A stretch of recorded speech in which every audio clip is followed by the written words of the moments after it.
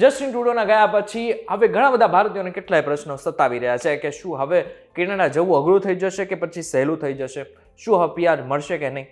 હવે આ બધાની વચ્ચે OWP ને લઈને પણ કેટલાક પ્રશ્નો સતાવી રહ્યો છે.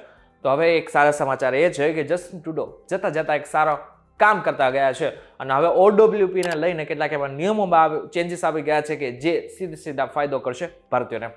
શું નિયમોમાં ચેન્જીસ આવ્યા છે જાણીશું આજના વિડીયોમાં. Hello, ladies and gentlemen. This is your captain speaking. We'll be landing in the airport in just a few minutes. What's up, guys? Welcome to Way to Videsh, and my name is Karan Chaudhary. કેનેડાની સરકારે international students અને આની સાથે જે વિદેશી કામદારો છે એમના જીવનસાથી માટે ઓપન વર્ક પરમિટને લઈને કેટલાક નિયમોમાં ચેન્જીસ કર્યા છે, જે આગળના સમયમાં 21 જાન્યુઆરી 2025 થી લાગુ પણ થઈ જશે. પરંતુ એક વસ્તુ એ પાકી છે કે આ નિયમોમાં ભલે ચેન્જીસ આવી ગયા, પરંતુ એનાથી ફાયદો ભારતીયોને ચોક્કસ થશે. અહીં સમજવા જેવું એ છે કે માત્ર આંતરરાષ્ટ્રીય વિદ્યાર્થીઓ અને વિદેશી કામદારોના જીવનસાથીઓ OWP માટે અરજી કરી શકશે. અહીં મહત્વનું છે કે જે વિદ્યાર્થીઓ ત્યાં કેનેડામાં ભણી રહ્યા છે અને કામ કરી રહ્યા છે એ પોતાના આગળના સમયમાં જે જીવનસાથી છે એમને જો કેનેડામાં બોલાવો હોય ને તો આરામથી હવે આગળના સમયમાં બોલાવી શકશે.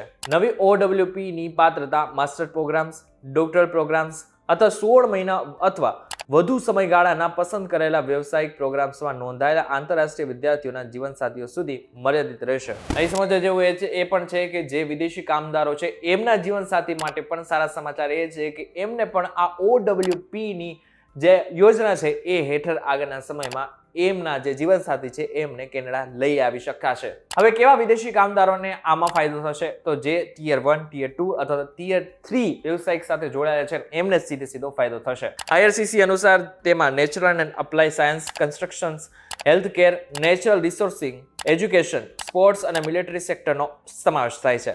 ઓપન વર્ક પરમિટમાં જે બાળકોને લઈ આવી શકતા હતા ને એ બાળકોને આગળના સમયમાં કદાચ બની શકે કે આગળના સમયમાં એ બાળકોને હવે કદાચ ન લઈ આવવામાં આવે અથવા તો એના જે નિયમો છે એમાં કડક કરવામાં આવે. પરંતુ એક વસ્તુ ચોક્કસ એ છે કે જે OWPમાં જે ચેન્જીસ આવ્યા છે એના કારણે સીધો ફાયદો ભારતીયોને ચોક્કસથી થશે.